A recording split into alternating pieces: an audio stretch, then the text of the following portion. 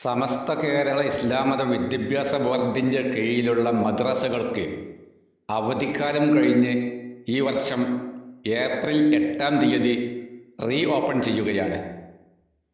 പക്ഷേ ഈ 2025 ഏപ്രിൽ 8-ാം തീയതി എന്നാൽ ഒരു ചൊവ്വ ദിവസമാണ്. അപ്പോൾ സ്വാഭാവികമായും ചൊവ്വാഴ്ച എന്തുകൊണ്ടാണ് ഒരു വിദ്യാരംഭം കുറിക്കുന്നത്? അത് അപലക്ഷണമല്ലേ? സമസ്തക്ക് എന്തുകൊണ്ട് ഇങ്ങനെയൊരു പിഴവ് സംഭവിച്ചു? മറ്റൊരു പ്രധാന വിദ്യാഭ്യാസ ബോർഡ് ഏപ്രിൽ 9-ാം തീയതിയിലേക്ക് അവരുടെ റീ ഓപ്പൺ ഡേ മാറ്റിയിട്ടുണ്ട്.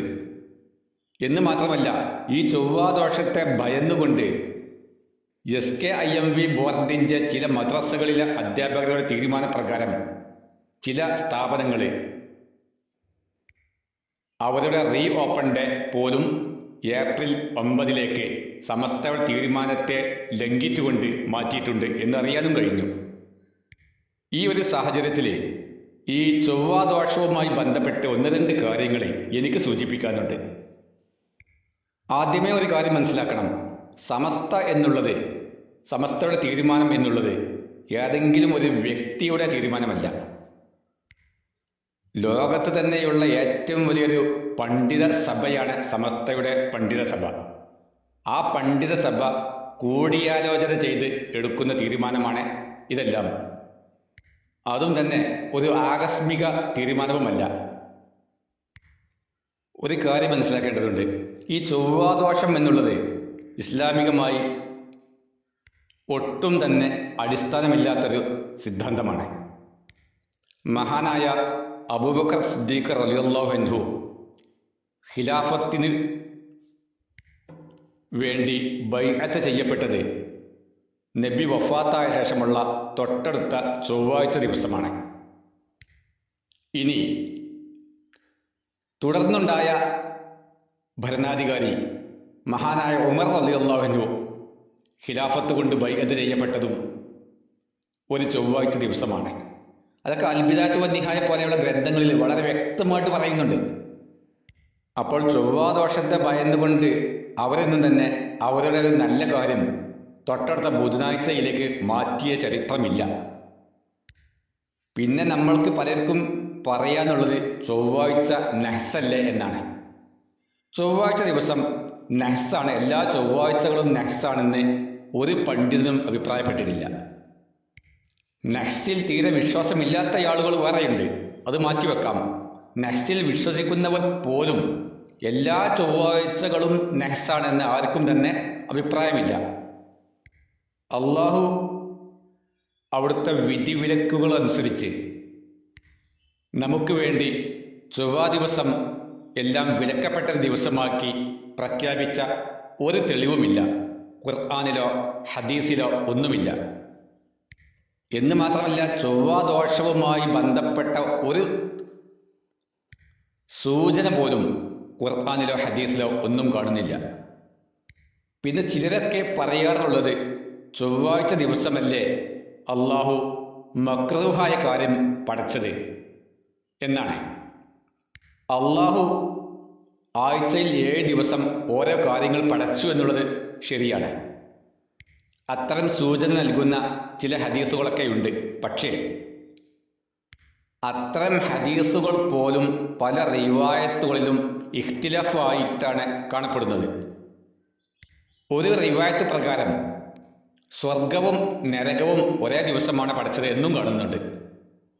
അതുകൊണ്ട് തന്നെ മക്റൂഹിനെ പഠിച്ച ദിവസം നാം ഒന്നും ചെയ്യാതെ സ്തംഭിച്ചു നിൽക്കണം, നല്ല കാര്യങ്ങളൊന്നും ചെയ്യാൻ പാടില്ല, അല്ലെങ്കിൽ തുടക്കം കുറിക്കാൻ പാടില്ല എന്ന് ഒരു പണ്ഡിതനും അഭിപ്രായപ്പെട്ടിട്ടില്ല. അതുകൊണ്ട് തന്നെ ചൊവ്വാഴ്ച ദിവസം ഒരു വിദ്യാഭ്യാസ സ്ഥാപനം ആരംഭിക്കുക എന്നുള്ളത് ഒരു മോശപ്പെട്ട കാര്യമായിട്ട് സങ്കല്പിക്കേണ്ട ഒരാവശ്യവുമില്ല. അള്ളാഹു പടച്ച എല്ലാ ദിവസങ്ങളും നല്ലതാണെന്നാണ് ഇസ്ലാമിക സിദ്ധാന്തം. പിന്നെ ചില മുസ്ലിങ്ങൾക്ക് എവിടെ നിന്നാണ് ഈ ചൊവ്വാദോഷം എന്ന സങ്കല്പം ഉണ്ടായിത്തീർന്നതെന്ന് നോക്കിയാൽ 3 അടിസ്ഥാനങ്ങളാണ് അതിനുള്ളത്. ഒന്ന് ഭാരതീയ ജ്യോതിശാസ്ത്രമാണ്.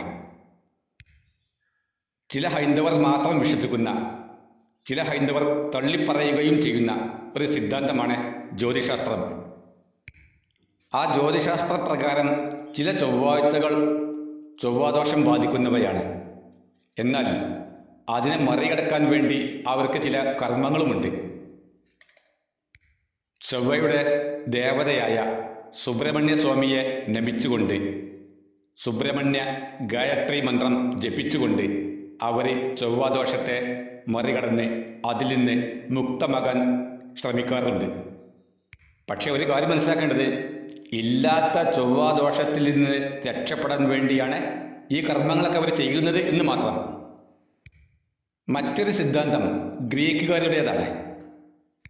ഗ്രീക്കുകാരുടെ വിശ്വാസപ്രകാരം, അതായത് ഇന്നുള്ള ഗ്രീക്കുകാരല്ല, അതിപ്രാചീന കാലത്തെ BC-യിലെ ഗ്രീക്കുകാരുടെ വിശ്വാസപ്രകാരം ചൊവ്വ എന്നുള്ളത് യുദ്ധത്തിൻ്റെ ദേവനാണ്.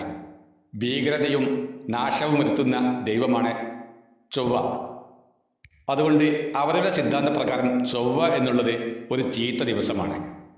സത്യത്തിൽ ഈ ഗ്രീക്കുകാരിൽ നിന്നാണ് ഇന്ത്യയിലേക്ക് കുടിയേറി വന്ന ആര്യന്മാരിലൂടെ ഈ ചൊവ്വാദോഷം എന്ന സങ്കല്പം ഇന്ത്യയിലെ ജ്യോതിശാസ്ത്രത്തിൽ വന്നെത്തിയത്.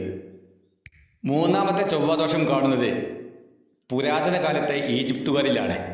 അതായത് ഇസ്ലാം മതം നബിതങ്ങൾ പ്രബോധനം ചെയ്യുന്നതിൻ്റെ മുമ്പുള്ള ഈജിപ്തുകാർക്ക് അത്തരമൊരു സിദ്ധാന്തമുണ്ടായിരുന്നു. അതായത് അവർക്ക് 3 എന്നുള്ളത് ഏറ്റവും വൃത്തികെട്ട സംഖ്യയാണ്. നമ്മുടെ ക്രിസ്ത്യാനികൾക്ക് ബൈബിൾ അനുസരിച്ച് 6 എന്നുള്ളത് പിശാച്ചിൻ്റെ സംഖ്യയാണ് എന്നൊക്കെ പറയാറുണ്ട്. എന്ന പോലെ ഈജിപ്ഷ്യൻ സംസ്കാരം അനുസരിച്ച്, അവരുടെ വിശ്വാസം അനുസരിച്ച് 3 എന്നുള്ളത് ഏറ്റവും വൃത്തികെട്ട സംഖ്യയാണ്. അതുകൊണ്ട് തന്നെ ആഴ്ചയിലെ 3-ാമത്തെ ദിവസം, അഥവാ ഞായർ, തിങ്കൾ, ചൊവ്വ, ഈ 3-ാമത്തെ ദിവസം എന്നുള്ളത് ഒരു വൃത്തികെട്ട ദിവസമായി അവർ വിശ്വസിച്ചു പോന്നു. ആ ഈജിപ്ഷ്യൻ പുരാണത്തിൻ്റെ അടിസ്ഥാനത്തിലും ചൊവ്വാദോഷമുണ്ട്.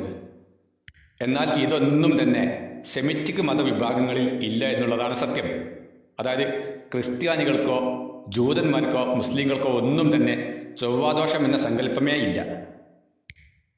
ബൈബിളിൻ്റെ ഉൽപ്പത്തി പുസ്തകം 1:31 വളരെ വ്യക്തമായിട്ട് ഈ കാര്യം സൂചിപ്പിക്കുന്നുണ്ട്. ദൈവം സൃഷ്ടിച്ച എല്ലാ ദിവസങ്ങളും നല്ലതാണെന്ന് വ്യക്തമായി പറയുന്നുണ്ട്. അതുകൊണ്ട് ഖുർആനിലോ ഹദീസിലോ ഒന്നും തെളിവില്ലാത്ത ഈ ചൊവ്വാദോഷത്തെ മറികടക്കാൻ വേണ്ടി നമ്മുടെ മദ്രസകളുടെ പ്രവേശന ദിവസം ചൊവ്വയിൽ നിന്ന് ബുധനിലേക്ക് മാറ്റുന്നത് വളരെ വിഡ്ഢിത്തമാണ്. അത് സമസ്തയോടുള്ള അനാദരവാണ് എന്ന് മാത്രമല്ല, ഇസ്ലാമിൻ്റെ അഖീദക്ക് പോലും വിരുദ്ധമാണ്.